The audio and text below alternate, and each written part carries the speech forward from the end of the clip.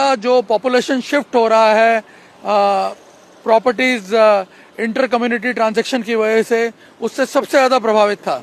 और ये जो डिस्टर्ब एरिया एक्ट लागू हुआ उसके बाद भी यहाँ पे कई बार नियमों का उल्लंघन देखा गया और ऐसा ही एक उल्लंघन अभी भी सामने आया था, जिसमें रहबर डेवलपर नाम की एक कंपनी फॉर्म हुई, जिसमें शुरुआत में एक हिंदू पार्टनर रखा गया जिसके नाम पे सारी डीलिंग की गई और बाद में उसे हटा दिया गया।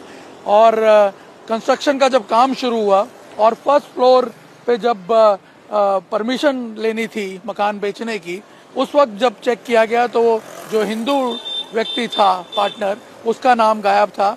और जो है पूरी की पूरी ये कंपनी जो है ये मुस्लिम एक सनाउल्लाह खान नाम के व्यक्ति हैं, उनके द्वारा ओन की गई दिखाई गई थी। और जिसका फिर यहाँ के लोकल एमएलए ने विरोध किया और बाद में कलेक्टर ने जो अशांत धारा कानून जो है डिस्टर्ब एरिया एक्ट, उसके तहत जो मंजूरी है उसको होल्ड कर दिया, कैंसिल कर दिया।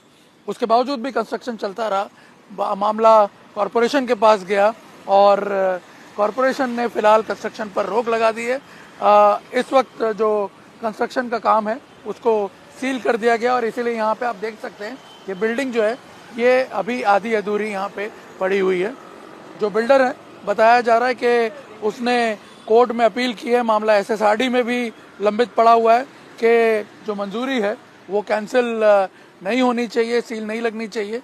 लेकिन जो अशांत धारा कानून के तहत नियम है उसको वायलेट किए जाने की वजह से जो एक्शन लिए गए हैं उसके तहत ये काम रोक दिया गया है। जो एमएलए हैं उनका तर्क भी यही है कि जो एरिया का डेमोग्राफिक प्रोफाइल है वो एज इट इज रहना चाहिए, वो स्टेटस को हमेशा बना रहना चाहिए और इसीलिए इस तरह से इलीगल सेल जो है मुस्लिम्स द्वारा हिंदू प्रॉपर्टीज की वो नहीं होनी चाहिए। मेरे क्षेत्र में मैं इलेक्शन जीता उसके पहले बहुत इस प्रकार के काम चलते थे। आसान धारा के कायदा का उल्लंघन करके फिर मैं इलेक्शन जीता, उसके बाद मैंने आसान धारा का कायदा का अमल सही तरह हो सके ऐसा मैंने कोशिश की।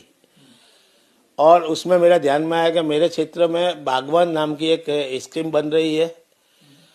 वो स्कीम ने सरकार और कलेक्टर और कॉरपोरेशन को गैर मार्ग दौड़ के एक हिंदू को भागीदार बना के, जयमीन भरवाड़ नाम की व्यक्ति को 5% भागीदार बना के उसने सब मंजूरी ली है और उसके बाद उसको छूटा कर दिया है। वो मेरे ध्यान में आया तो मैंने अहमदाबाद कलेक्टर को उसकी सूचना दी, पत्र लिखा कि आसान धारा का भंग हो रहा है और मेरे क्षेत्र में हिंदू और मुसलमान मिक्स रहते हैं लोग और आसान धारा का भंग होगा तो सामान्य प्रजा के लिए ठीक नहीं होगा। इसलिए मैंने वादा उठाया, उसके लिए हाई कोर्ट में भी केस चल रहा है और मैं ये बिल्डिंग रुक जाए उसमें सील कॉरपोरेशन ने भी फिर उसके बाद में उनके नियम में आते हुए उसके अंदर सील भी मारी है और उसका मामला भी आगे चल रहा है।